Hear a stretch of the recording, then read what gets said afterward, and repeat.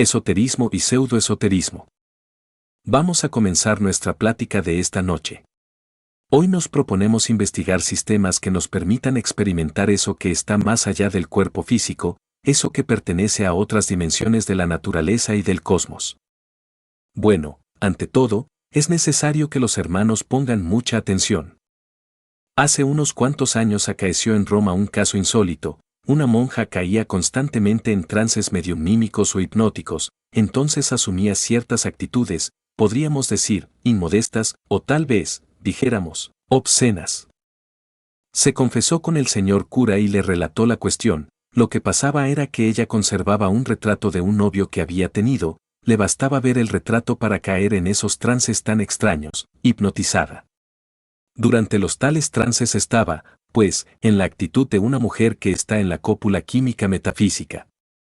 El cura se interesó por el tal retrato y le dijo que se lo trajese. Ella, naturalmente, obedeció. Días después, el señor cura tenía en sus manos aquella foto. No era una foto como las actuales, pues en aquella época la fotografía, en sí misma, no existía, más bien era un retrato pintado a mano por algún retratista. Bien sabemos que en aquellas épocas en que la fotografía no existía, los artistas solían pintar retratos de personas o hacer retratos de personas en forma realmente maravillosa. Mas al examinar aquel retrato se pudo evidenciar, claramente, que tenía un marco bastante interesante, un marco lleno de piedras, no diría preciosas, sino más bien piedras de adorno, piedras falsas o fantasías, pero que en todo caso eran brillantes. Le bastaba a ella ver tales piedras brillantísimas para caer, de hecho, en trance hipnótico y hasta mediumnímico. El cura experimentó con ella y el resultado siempre fue el mismo. Consultó a otra autoridad más eminente en estas cuestiones y se hicieron distintos experimentos con otros sujetos. Fue entonces cuando la hipnología tomó gran fuerza. Por doquiera surgieron sujetos impresionables, pasivos, que fueron sometidos al sueño hipnótico mediante piedras brillantes.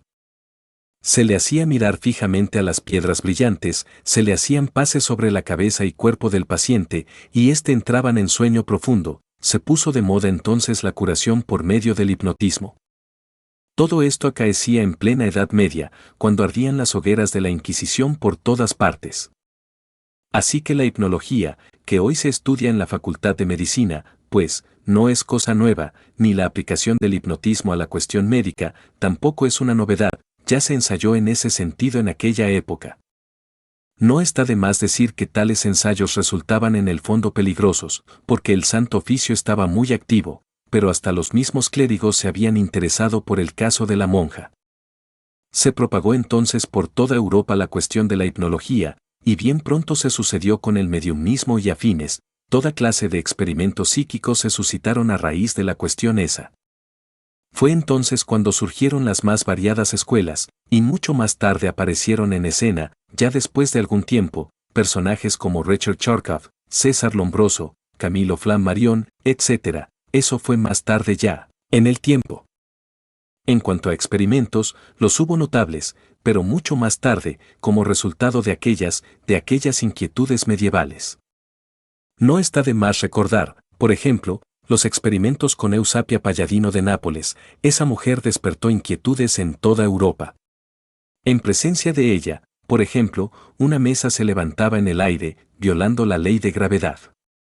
Claro, vinieron sabios a Nápoles de toda Europa, iban ellos con el propósito, decían, de desenmascarar el fraude, gentes escépticas por naturaleza y materialistas. Aquellos científicos empezaron por examinar el organismo físico de Eusapia Palladino, se examinó la orina, la sangre, etc., etc.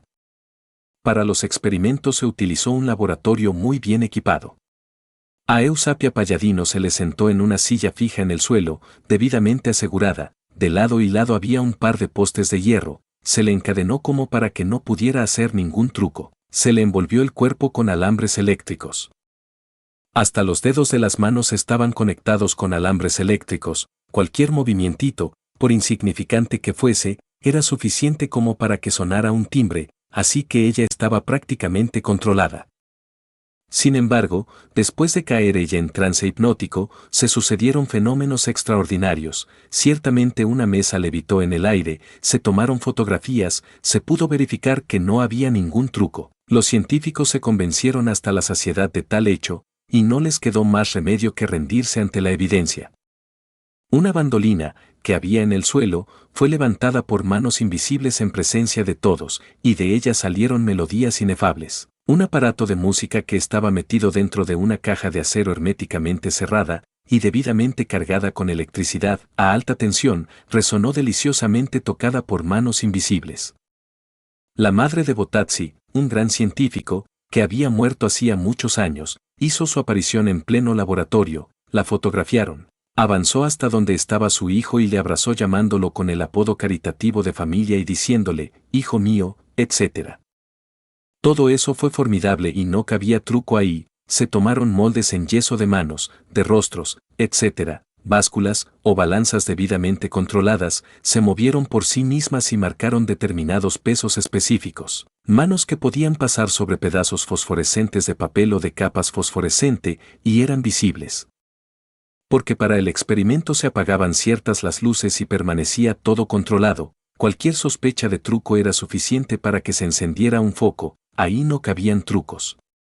Después de todo, los científicos esos regresaron a sus países de origen perfectamente convencidos, su escepticismo quedó destrozado, reducido a polvareda cósmica, porque fueron formidables tales experimentos. ¿Y qué diremos de los experimentos de William Crookes en California? En una casa de Hydesville acaecieron fenómenos insólitos, comenzó a llover piedras sin motivo alguno dentro del interior de la casa. Lo curioso era que esas piedras entraban por una ventana y salían por otra. Movimientos extraños que no se correspondían en modo alguno a las leyes de la física, mesas que se levantaban en el aire, sillas que iban y venían flotando en la atmósfera, cosas extraordinarias. Fue entonces cuanto a William Crookes, aquel que descubriera la materia radiante, aquel que la presentara en sus famosos tubos de cristal, le tocara también experimentar. Él notó que todos esos fenómenos se sucedían en presencia de dos señoritas de la casa, las dos señoritas Fox. Arregló entonces también un laboratorio, invitó a todos los científicos del mundo a estudiar el fenómeno y comenzaron los experimentos. Estas señoritas eran metidas dentro de una cámara, debidamente encadenadas, para asegurarse de que no iban a hacer ningún truco, y luego venían los fenómenos. Se materializó entonces Carrie Kane, una mujer muerta hacía muchísimos años, se hizo visible y tangible en pleno laboratorio, y estuvo materializándose durante 3 años seguidos. Las señoritas Fox, en tanto, caían en estado de trance. Se nos ha dicho que para esas materializaciones había que utilizar la fuerza vital de estas señoritas. Lo cierto fue que se condensaba aquella aparición ante todos los científicos.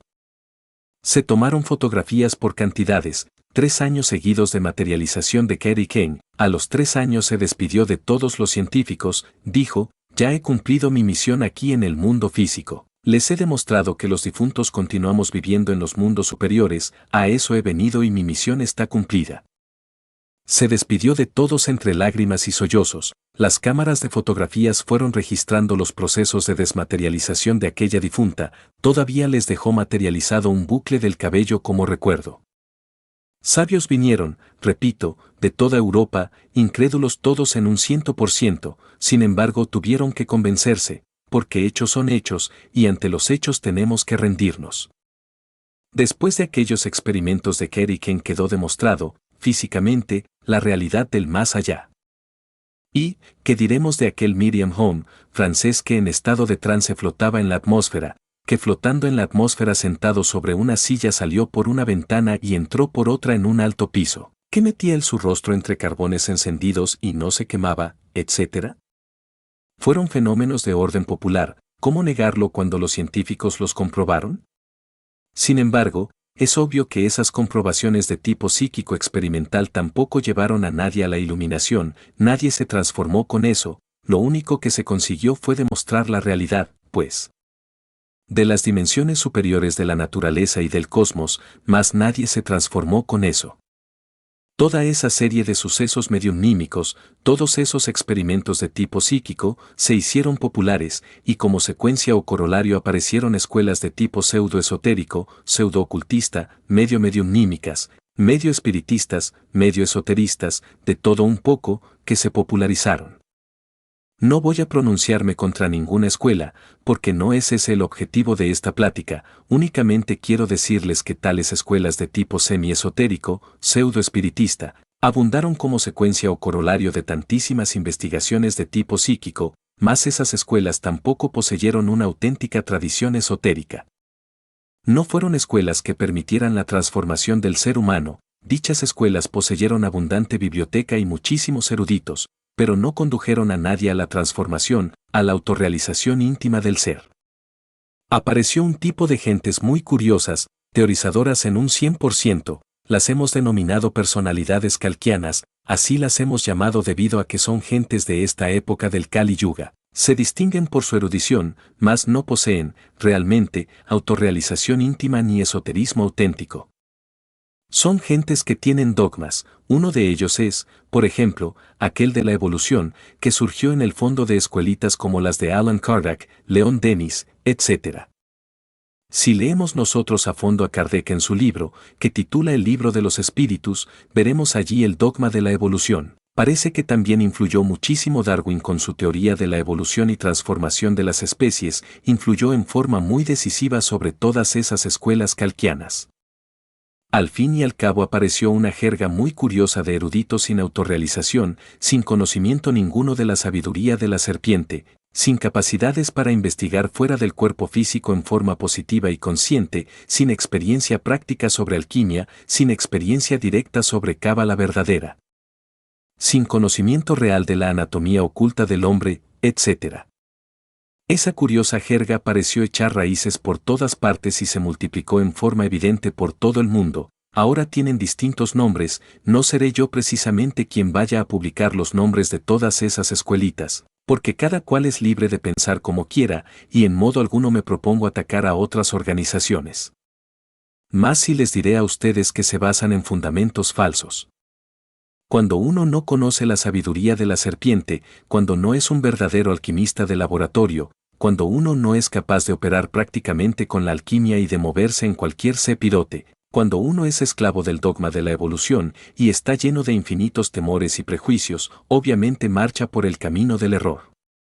El dogma de la evolución, por ejemplo, es completamente falso, no tiene basamentos sólidos sobre los cuales poder sostenerse. Se dice que uno va evolucionando en cada reencarnación, poco a poco, hasta que llega el momento en que se libera, después de millones de existencias. Cuando alguien ha tomado en serio tal teoría, no se preocupa realmente por trabajar sobre sí mismo, porque se dice a sí mismo, pues, algún día llegaré, si no llego ahora llegaré dentro de 1.000.000 de vidas. En esas condiciones pierde el tiempo y al fin lo sorprende el hecho de que se agota su ciclo de existencias y no le queda más remedio que ingresar en la involución sumergida de los mundos infiernos, ha perdido su tiempo. Tales escuelas, entre otras cosas, le infundieron a las gentes temor sobre el Kundalini, que es peligroso, que si se desvía el Kundalini por otro lado se despiertan las más terribles pasiones, que se vuelven locos. Entonces, ¿para qué le hablan a la gente del Kundalini? Pues, mejor sería que no lo citaran, para luego decir que es peligroso, pues mejor no le digan nada, primero le hablan bellezas sobre la Kundalini, que abre todos los chakras, que desarrolla todos los poderes, que lo conduce a uno a la iluminación, etc. Y después le salen con que es peligroso, que mejor no se meta. En esas condiciones se va al fracaso, es claro. Primero le dicen una cosa y luego le dicen otra, le dicen que no despierte el Kundalini porque es peligroso. Entonces, ¿para qué se lo mencionan, si es peligroso? Esas son las jergas en que viven actualmente los pseudoesoteristas y pseudo-ocultistas, es gravísimo eso. ¿Evolución? Obviamente existe, no negamos esa ley, pero al lado de la ley de la evolución existe otra por contrapunto, por oposición existe la de la involución. Esas son leyes meramente mecánicas que nada tienen que ver con la autorrealización íntima del ser. Hay evolución en el grano que germina, en el tallo que crece, en el árbol que ha echado ramas y frutos, hay involución en la planta que se marchita, que decrece y al fin se convierte en un montón de leños. Hay evolución en la criatura que se gesta dentro del vientre materno, en el niño que nace, que se desarrolla, en el adolescente, en el joven que lucha por la existencia, en el hombre maduro y fuerte, etc. Pero hay involución también en el anciano, en el hombre que cada día envejece más y que al fin entra en el estado de decrepitud y muere. Son procesos meramente naturales, no negamos en modo alguno la existencia de estas dos leyes, en lo que no estamos de acuerdo es en atribuirles a las mismas principios y conceptos completamente equivocados. Toda esta jerga de tipo dogmático, toda esta pseudo-sapiencia teórica de las distintas escuelas del pseudo-ocultismo y pseudo-esoterismo barato, surgieron en realidad, como consecuencia o corolario, de todo ese psiquismo anterior, espiritismo, mediumismo, mesas parlantes, sujetos en trance, etc. Entonces esa jerga, no tiene realmente fundamentos sólidos, no tiene sistemas de investigación superior, porque en modo alguno me parece correcto que queramos nosotros basar nuestros experimentos, exclusivamente, en sujetos pasivos mediumímicos, se ven tantos errores en el psiquismo barato. Me parece que los hombres serios, en modo alguno deberían ocuparse de esa clase, dijéramos, de fenómenos tan ignorantes. Como cita, diré algo muy interesante. A poco tiempo, en un numicial de la hermana República de Venezuela, cierta mujer de tipo mediumímico cayó en estado de trance, una dama que todavía no había disuelto el ego, y que por lo tanto, en modo alguno, estaba preparada para recibir desideratos cósmicos o mensajes trascendentales del ser. Pero lo curioso es, que ya estando en estado mediumímico le dio por ser sabia, llamó a fulano de tal y le dijo: tú has recibido la primera iniciación de misterios mayores, tú, fulano de tal, tienes la cuarta, tú, sutano, la quinta.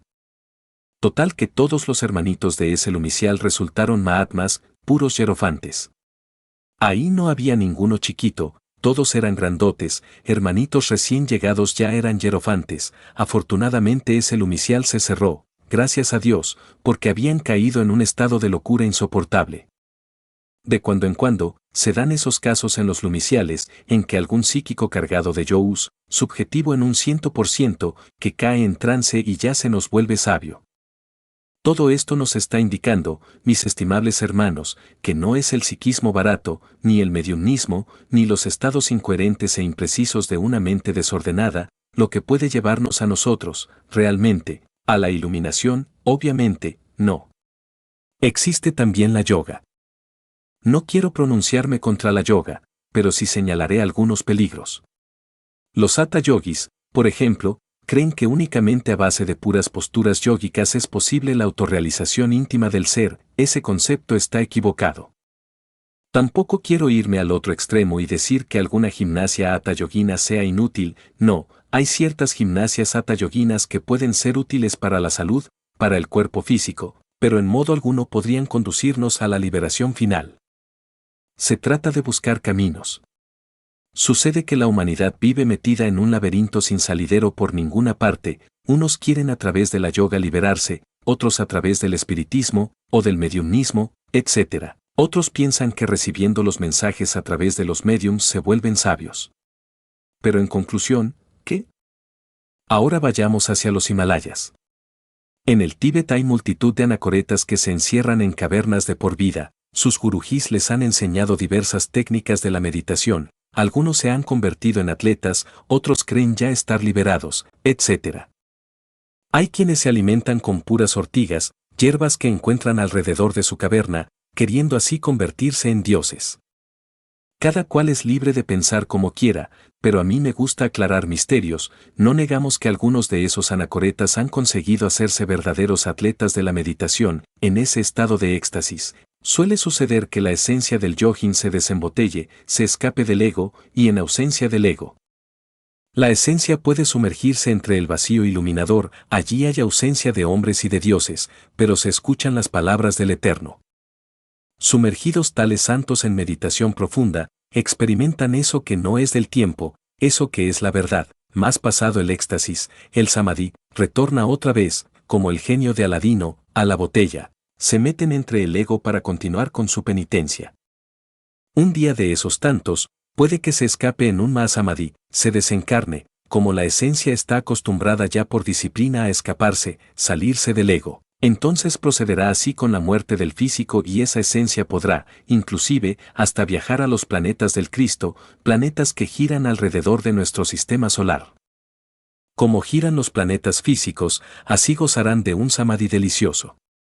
Sucede que en los planetas del Cristo existe otra naturaleza muy distinta a la nuestra, así como la naturaleza nuestra, la del mundo físico, está sometida a los procesos de nacimiento, crecimiento, desarrollo y muerte. La naturaleza de los planetas del Cristo que giran alrededor del Sol es diferente, esa naturaleza es inmutable, eterna. No está sometida a cambios ni a muertes, por lo tanto, quienes viven en los planetas del Cristo son felices, gozan en su interior, pues, de los esplendores del Cristo íntimo y viven en un éxtasis permanente. Así, estos yogines desembotellados gozarán por un tiempo de la felicidad de los planetas del Cristo, podrán flotar en el ambiente circundante, mas, con asombro, tales yogines verán que no son habitantes de esos mundos. Se les admite de visita pero que realmente no tienen derecho a existir allí. Tan tremenda realidad les lleva a comprender que aún están incompletos, que no están liberados como lo suponían antes de morir, y con dolor regresan nuevamente, como el genio de la lámpara de Aladino, a la botella, es decir, al ego. Así, hay muchos que en el Oriente, que en el Tíbet se consideraban santos e iluminados, que desencarnaron en Mahasamadhi, y que el pueblo veneró como a dioses, viven ahora en el mundo occidental convertidos en personas vulgares, comunes y corrientes. De manera pues, que si uno no aniquila el ego, no logra la liberación final, esa es la cruda realidad de los hechos, aunque practique muchos ejercicios yógicos, aunque se encierre en cavernas aislado del mundo, alimentándose con hierbas, por ahí, silvestres, etc., si no destruye el ego no se libera. Bien, se ha hablado mucho en las escuelas de tipo pseudo-esotérico y pseudo-ocultista sobre la constitución septenaria del hombre. Todas esas escuelas kalkianas que diríamos, tienen abundante biblioteca, hay obras donde se menciona claramente los 7 cuerpos del hombre y donde se afirma, en forma enfática, que toda criatura humana tiene ya los 7 cuerpos, de acuerdo con eso, todos ya son maestros. Pero, ¿a qué se deben esos errores? Pues, a erróneas interpretaciones sobre la cultura oriental. Si hubieran interpretado mejor las cosas, no habrían metido la pata como la han metido. En realidad de verdad, el ser humano, el humanoide intelectual para hablar más claro, únicamente posee el cuerpo planetario. ¿Qué se entiende por cuerpo planetario? El cuerpo físico, más también tiene ese vehículo su asiento vital orgánico, ese asiento vital es lo que llamarían los indostanes el linga sarira, es decir, el cuerpo vital, pero cuerpo vital y cuerpo físico son lo mismo, son un solo cuerpo. Porque el llamado cuerpo vital o doble etérico, para usar esta vez los términos de las gentes de esta edad kalkiana, no es más que la parte superior del cuerpo físico, esto es, el cuerpo físico es tetradimensional, tiene 4 dimensiones, la cuarta vertical está formada por el cuerpo vital o linga sarira. Pero dejando a un lado esta cuestión del cuerpo planetario con su asiento vital orgánico, ¿qué es lo que tiene el humanoide? Lo único que en realidad tiene adentro es un montón de diablos. Será un poco duro de decir esto, pero es la verdad. Aquellos que hayan destruido el ego, y que por lo tanto gocen de la verdadera conciencia despierta, podrán verificar, por sí mismos, lo que estoy en estos instantes afirmando. Hay algo digno, sí, en el humanoide, no lo negamos, la esencia, o el Buddhata, como dicen los orientales, hablando a la luz del seno del Chan. Esa esencia está desgraciadamente enfrascada entre los diversos elementos inhumanos que en nuestro interior cargamos. De manera que esos elementos inhumanos son en realidad de verdad un montón de diablos, los demonios rojos de Ses, como se dijera en el Alto y Bajo Egipto. Y hablando en el lenguaje tibetano diríamos que esos elementos inhumanos son los agregados psíquicos, vivas personificaciones inhumanas de nuestros defectos de tipo psicológico. Eso es, pues, lo que tiene el ser humano, el humanoide. Pero, ¿en qué quedamos sobre el cuerpo astral? ¿De qué nos hablaban en las escuelas de tipo pseudo-esotérico y pseudo-ocultista? ¿En qué quedamos sobre el famoso manas inferior y manas superior, es decir, sobre el cuerpo mental y sobre el cuerpo de la voluntad consciente o causal? No, esos cuerpos no los tiene el humanoide. Pero entonces, ¿por qué esas escuelas afirman que sí los tienen? Por una pésima interpretación de las enseñanzas orientales, mal interpretadas, fueron difundidas en el mundo occidental y condujeron a la gente al error. Los cuerpos astral, mental y causal hay que fabricarlos, eso es obvio. ¿Cómo se fabrican esos cuerpos? Si uno no tiene nociones de alquimia, ¿cómo haría para fabricarlos? Ante todo hay que ser alquimista, hay que estudiar la alquimia. La alquimia y los alquimistas agitaron toda la Edad Media. Los alquimistas medievales pudieron salvarse gracias a que decían que estaban buscando la fórmula para hacer oro, que su anhelo era ayudar al rey, al gobierno en cada nación. Así, de esa forma y de ese modo, escaparon de la hoguera. Se les llamaba también los sopladores. En casa de los alquimistas nunca faltaba todo un laboratorio. Ahí se veían unos enormes fuelles, de esos antiguos que para estar soplando el fuego, se veían crisoles, se veían enormes ollas, chimeneas, etcétera, etcétera, etcétera. Todos los utensilios propios del laboratorio. Cuando alguien visitaba la casa sabía que se encontraba en presencia de un alquimista, algunos hasta podían fabricar jabones, también, como para disimular la cosa, pero, por lo común, todos esos artefactos y utensilios del laboratorio no eran más que el símbolo viviente del cuerpo de doctrina. Se había tomado la alquimia de Egipto, la trajeron a Europa los árabes y la aceptaron muchísimos monjes medievales, eminentes maestros, etc. Ahí tenemos, como para citar algunos personajes, al abate Tritemo, un monje benedictino, alquimista, fue el maestro nada menos que de Paracelso, otro gran médico y alquimista. Logró la transmutación del plomo en oro y que también consiguió la piedra filosofal y el elixir de larga vida. Paracelso aún vive todavía, personalmente yo le conozco, quienes crean que Paracelso murió, están muy equivocados. Y en cuanto al doctor Juan Fausto, médico encantador y mago, quien viajara en su caballo desde Praga hasta Varsovia, que asombrara a todo el mundo en aquella época, transmutó el plomo en oro y aún existe.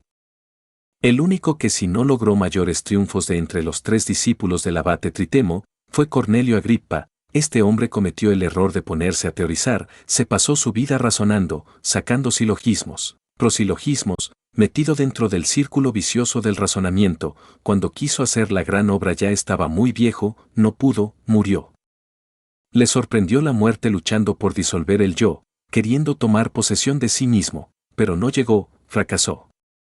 Mediante la alquimia, aprende uno a fabricar el mercurio de los sabios, con el que puede fabricar los cuerpos existenciales superiores del ser. Indubitablemente, transformando el exoeari, es decir, el esperma sagrado, se elabora el mercurio de los sabios. Indubitablemente, tal materia venerable tiene que pasar por algunos procesos de purificación antes de ser útil. Esa materia venerable, esa agua misteriosa pasará por las operaciones aritméticas de suma, resta, multiplicación, división de principios, antes de ser útil. Es obvio que en principio esta materia venerable, resultado como ya dije de las transmutaciones del esperma, es negra, mas si se logra refinar el sacramento de la Iglesia de Roma, Roma a la inversa se lee amor, entonces se vuelven esas aguas blancas, y si se continúa con el proceso de refinamiento sexual, al fin, las aguas blancas se tornan amarillas. Al llegar a estas alturas el azufre es librado de sus prisiones o centros magnéticos ubicados en los infiernos atómicos del hombre.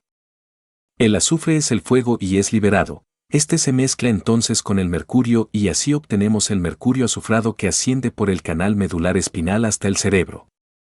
El excedente de tal mercurio, después de saturar las células orgánicas, viene a cristalizar dentro de nuestro cuerpo en la forma extraordinaria y maravillosa del vehículo astral o sideral. Quien posee un cuerpo astral sabe que lo tiene, porque puede andar con él, puede flotar en el espacio con él, puede transportarse a otros mundos con él mismo, etc. Es una especie de doble organismo extraordinario, formidable, maravilloso. Una vez que uno se encuentra en posesión de un cuerpo astral puede darse el lujo de crear para su uso particular un cuerpo mental. Este viene a ser el resultado también de las condensaciones del mercurio. Cuando el mercurio condensa en la forma del cuerpo de la mente nos transforma, alguien que posee un cuerpo mental puede absorberse la sabiduría de la naturaleza, tiene acceso a todos los templos de Hermes Trismegisto, el 3 veces grande dios Ibis de Tot. Cuando uno ya ha logrado tal éxito, está preparado para fabricar el cuerpo de la voluntad consciente, este también viene a cristalizar con las condensaciones del mercurio de los sabios. Así que alguien que tenga los cuerpos físico, astral, mental y causal, de hecho puede recibir los principios étnicos, búdicos o anímicos, que lo convierten en hombre real. Esto quiere decir que antes de ese instante no se es hombre, antes de ese momento uno no es más que un animal intelectual. Un profesor de medicina en el Distrito Federal decía que estos seres humanos, que así se llaman, no son más que mamíferos racionales. Decir mamíferos racionales o mamíferos intelectuales pues es lo mismo. Hagamos, pues, una plena diferenciación entre lo que son los mamíferos intelectuales y lo que es el hombre. Solo quien posea esos vehículos es hombre. Ahora bien, una cosa es ser hombre real y otra cosa es tener capacidades para ser un investigador competente de la vida en los mundos superiores. Un hombre puede ser hombre en el sentido más completo de la palabra y sin embargo, no ser un investigador competente de la vida en los mundos superiores. Para hacerlo tiene que eliminar el ego. No es por medio del mediumismo como se va a obtener datos exactos sobre la vida en los mundos superiores, sobre los misterios de ultratumba. No es con sujetos en estado de hipnosis como podemos nosotros tener algunas referencias sobre el más allá, no. Quien quiera de verdad convertirse en un iluminado, en un hombre consciente, en un investigador de verdad en los mundos superiores, tiene que destruir el ego, es decir, pasar por la aniquilación budista que tanto martiriza, que tanto molesta, de verdad, a los fanáticos de las escuelas pseudoesoteristas y pseudo-ocultistas. Mas si uno no pasa por la gran aniquilación, si uno no logra dejar de existir aquí y en los mundos internos como ego, jamás tendrá tampoco la lucidez verdadera, la objetividad exacta como para poder, en verdad, ser un investigador serio e idóneo de la vida en los mundos superiores. Un sujeto en estado de hipnosis, subjetivo, hablará del más allá, dirá que fulano de tal es un Mahatma, citará muchas cosas absurdas, porque no tiene objetividad. Es en realidad de verdad una esencia embotellada entre el ego. Para ser investigador idóneo se necesita que el ego sea aniquilado. Si el ego pasa por se reduce a polvareda cósmica, la conciencia, el ser, queda completamente libre. Una esencia, una conciencia libre, es una conciencia iluminada, una conciencia que podrá, directamente, experimentar lo real, una conciencia verdaderamente emancipada, idónea para la investigación. Solo una conciencia así podrá informarnos sobre las vidas anteriores, sobre los mundos inefables, sobre el karma, la ley, sobre las leyes de evolución, involución, sobre los mundos infiernos, etc. Pero que alguien con ego quiera informarnos sobre todo eso, pues, no más no, porque no tiene una conciencia libre, no tiene una conciencia resplandeciente, es una conciencia todavía enfrascada, tapada, metida entre distintos receptáculos de materia, obviamente, no posee la idoneidad indispensable para la investigación. Así, mis queridos amigos, nosotros nos proponemos, en esta institución, darles a ustedes las enseñanzas exactas que les permitan pasar por la gran aniquilación, para que se conviertan en verdaderos investigadores competentes de la vida en los mundos superiores. ¿Quiénes son los que le han dicho a la humanidad que todos poseen los 7 cuerpos y trazan esquemas sobre eso? Individuos que no han destruido el ego, entonces ¿con qué derecho lo hacen? ¿Por qué lo hacen? De esa forma conducen a otros al error. Pero abundan desgraciadamente los pseudo-sapientes, las personalidades kalkianas, por todas partes, y esto es, dijéramos, una especie de veneno que se propaga en todas las direcciones del mundo. Sin conocer también a fondo la sabiduría de la serpiente, ¿cómo podría alguien convertirse en maestro de una escuela si no conoce la sabiduría de la serpiente? Si uno no conoce la sabiduría de la serpiente vive en tinieblas y no logra la liberación. Ejemplo, sostienen falsamente las escuelas de tipo pseudo-esotérico y pseudo-ocultista en todas sus jergas inútiles que el Kundalini puede despertar en cualquier momento, ya a través de la meditación, o con las prácticas del pranayama, o por imposición de manos del gurú, etc. Es cosa falsa, pero falsísima, el Kundalini no despierta de esa manera. ¿Quiénes hablan así? Los que no han estudiado los tantras tibetanos, los que no han investigado jamás en los tesoros anáhuac, es bueno saber que en los códices que nos han quedado, aquellos que lograron salvarse después del vandalismo ese de los gachupines, Entre líneas está escondida la sabiduría de la serpiente. Téngase en cuenta que la gran Tenochtitlán fue serpentina, así pues, nosotros los mexicanos tenemos una tradición serpentina, esa es la cruda realidad de los hechos. Hay quienes dicen que en la India hay tesoros extraordinarios, no lo negamos, pero en la India secreta. Sin embargo, aquí en México se habla más claro. En Yucatán, por ejemplo, encontré en un templo una gran serpiente de piedra en la actitud de tragarse a un hombre que lo tenía, pues entre sus fauces. Si leen ustedes cuidadosamente el Chilam Balam de Chumayel, podrán evidenciar, por sí mismos, la cruda realidad de que necesitamos ser tragados por la serpiente. Así pues, no bastaría con despertar el Kundalini, hay necesidad de ser tragados por la serpiente si es que queremos gozar de los poderes de la serpiente. No es con simple imposición de manos o con pranayama como va a despertar la culebra, no señor. Despierta con los principios tántricos del Tíbet, con las enseñanzas secretas de Anáhuac, con el esoterismo crístico de la Pista y Sofía, con el gran secreto de los misterios de Eleusis, con el artificio de los alquimistas medievales. La clave es muy sencilla, conexión del Lingam Yoni, sin eyaculación jamás del enseminis, durante toda la vida. Es obvio que si no se llega jamás al orgasmo ese fisiológico, señalado por la medicina, o al espasmo, que así se dice en el varón, o en otro sentido, si se evita derramar el vaso de Hermes Trismegisto, ese esperma sagrado, esas secreciones sexuales, se transmutan en energía, y esa energía es el mercurio de los sabios. En los patios empedrados de los antiguos templos de la Gran Tenochtitlán, hombres y mujeres permanecían durante meses enteros amándose y trabajando en la forja de los cíclopes, para despertar la serpiente ígnea de nuestros mágicos poderes. Pero, repito, no bastaría levantar la serpiente ígnea por el canal medular espinal, como piensan muchos yogines, quien quiera gozar de los poderes de la culebra, de la serpiente, tendrá que ser tragado por la serpiente. Pero la serpiente no come inmundicia, no traga nada inmundo. Cuando la serpiente se traga a un hombre es porque éste ya ha eliminado hasta la última partícula del ego. Decía precisamente el conde de San Germán, o alguna vez dejó una nota el conde de San Germán, en donde decía, hace tantos miles de años, hace tanto tiempo, vivo en Isis, estoy establecido en Isis.